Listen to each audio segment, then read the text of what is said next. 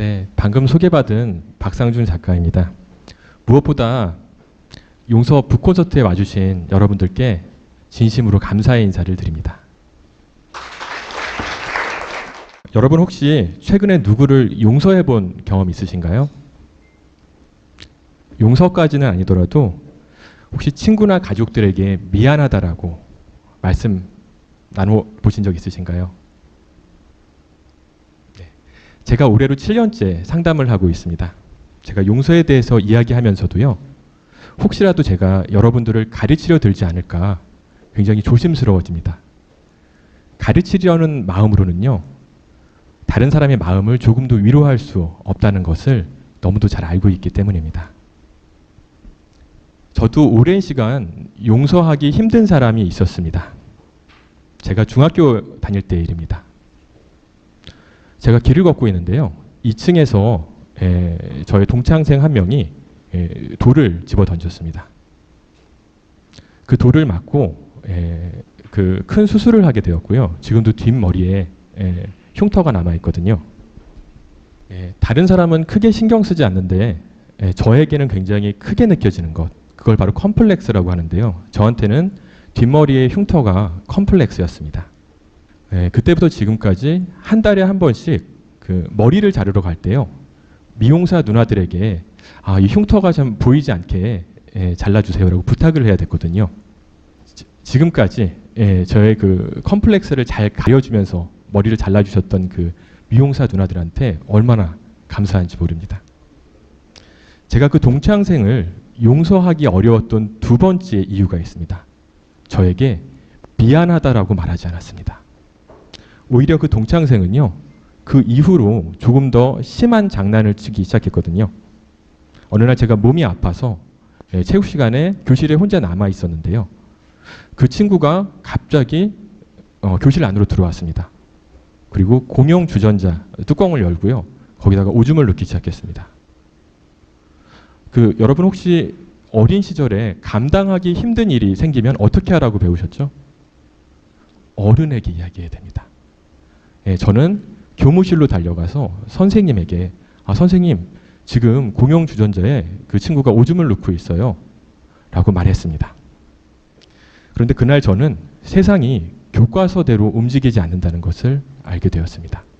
선생님은요, 저한테 혹시 그 사실 너 말고 다른 사람 알고 있니? 이렇게 물어보시는 거예요. 그래서 아니요, 저는 저만 알고 있습니다 라고 얘기했더니 저를 잠깐 따라오라고 하시더라고요. 너 그 사실 누구한테도 말하면 안 돼. 누구한테도 그 얘기하지 마 하면서 화를 내시는 거예요. 제가 그때부터 너무도 가슴이 좀 아팠었거든요. 제가 기적이라고 생각하는 거는요, 그때부터 지금까지 그래도 제가 제 친구들과 선생님들에 대한 신뢰를 잃어버리지 않았다는 것, 그것이 얼마나 감사한 일인지 모릅니다. 중학생이었던 제가 원했던 거는요, 저에게 돌을 던진 그 친구를 처벌하는 게 아니었어요. 제가 보상을 원했던 것도 아니었습니다. 제가 원했던 거는요, 정중한 사과였습니다. 그 친구가 저한테 이렇게 이야기해 주길 원했어요. 얼마나 아팠니? 내가 잘못했다. 내가 다시는 그러지 않을게. 이 사과를 듣고 싶었습니다. 그리고 선생님에게 원했던 것도요, 특별한 것은 아니었습니다. 야, 너 많이 놀랬겠다. 그 물 다른 친구들이 먹으면 안 되니까 나랑 같이 버리러 갈래? 제가 원했던 상식적인 사과와 친절한 말을 듣지 못했기 때문에 저는 그들을 용서하기가 힘들었습니다. 제가 그 동창생과 친구들을 용서할 수 있었던 것은 아주 오랜 시간이 흐른 후의 일이었습니다. 잊을만 하면 미용실에 가야 됐기 때문에요, 잊을 수가 없었어요. 여기 계신 여러분들 중에도 혹시 용서하기 힘든 사람 한 사람쯤은 있을 거라고 믿습니다. 어쩌면 제가 들려드리는 이 이야기가 너무 사소하게 느껴질 정도로 큰 상처, 큰 아픔이 있는 분도 있으시겠죠. 여러분도 이미 알고 있으신 것처럼요, 이 용서하지 못해서 아픈 가슴 어떻게 치료합니까? 이야기를 잘 들어주는 경청과 그 이야기를 잘 반응해주는 공감으로 그 마음을 치료할 수 있습니다.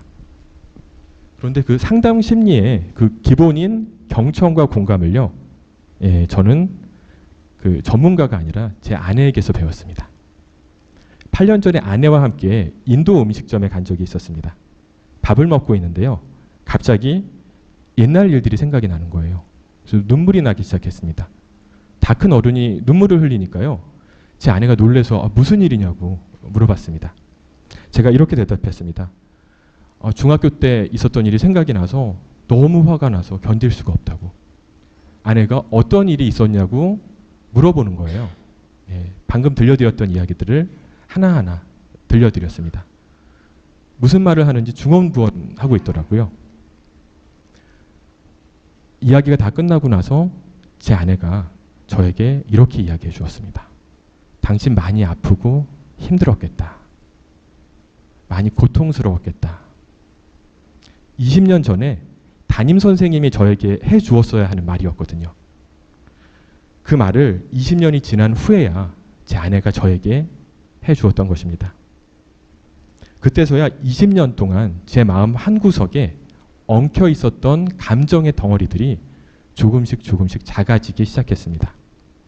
그리고 아내가 제 음식점에서 종이 한 장을 가지고 왔어요. 그 종이에다가 이렇게 적어 주었습니다. 내 남편이 20년 동안 그 일 때문에 아파하고 있기 때문에 분명한 책임이 있다. 어른으로서 마땅히 해야 될 책임을 하지 않았다. 다시 말해서요. 이 일은 당신 잘못이 아니야. 이렇게 말해준 겁니다. 어린아이들은요. 상처를 받으면 모든 잘못이 내 탓이야 라고 생각을 하게 되거든요. 아내가 저에게 해줬던 말이 당신 잘못이 아니야 라는 이야기였습니다. 여러분 그거 아십니까? 어렸을 때 아이들이 길을 가다가 탁자에 걸려서 넘어지잖아요. 네, 그때 우리 어떻게 하죠? 맞아요. 네, 탁자를 때리면서 이 나쁜 탁자, 떼끼 이렇게 하면은 어떻게 되죠, 아이가? 탁자를 때렸는데 아이가 났습니다. 제 아내가 바로 그것을 저에게 해준 것입니다. 바로 그날 저는 저에게 아무 이유 없이 돌을 던졌던 동창생 영택이와 그리고 어른스럽지 못했던 최 선생님, 잘못을 용서해 달라고 하나님께 기도할 수 있었습니다. 저와는 비교할 수 없을 정도로 힘든 감정으로 10년 이상 고통스러워했던 사람의 이야기가 오늘 용서 이야기에 나옵니다. 바로 요셉의 이야기인데요. 요셉은 야곱의 12아들 중에 11번째 아들이었습니다. 그런데 17살 때요. 형들이 요셉을 시기 질투해서 죽이려 했습니다. 구덩이에 넣고 죽이려 하다가 노예로 팔아버렸습니다.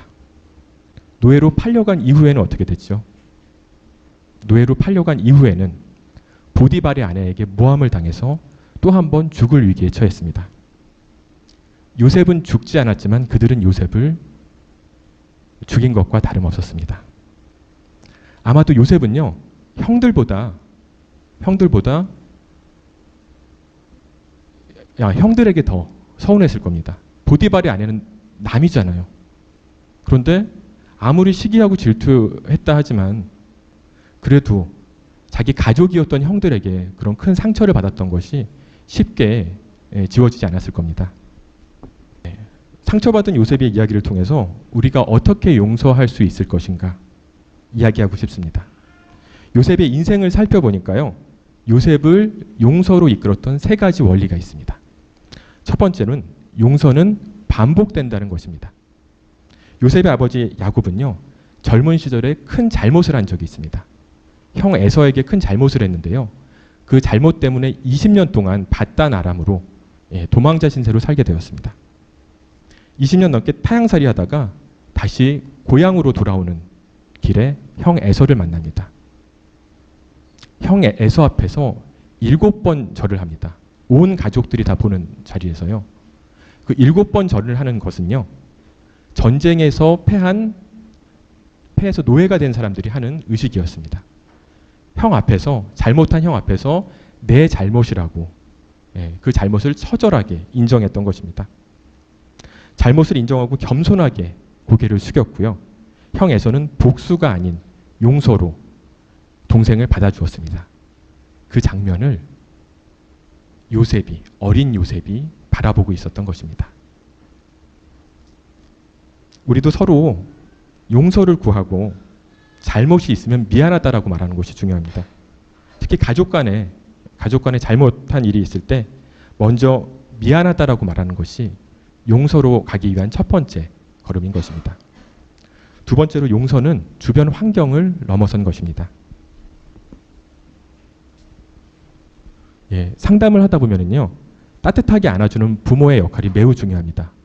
아까도 우리 김용환 선생님께서 말씀해 주셨듯이 따뜻하게 안아주고 부모가 그 자녀에게 이 버팀목이 되어주는 게 매우 중요합니다. 하지만 용서라는 책에서 제가 정말로 강조하고 싶었던 것은요, 그 부모 관계를 넘어선 하나님의 사랑에 관한 이야기입니다.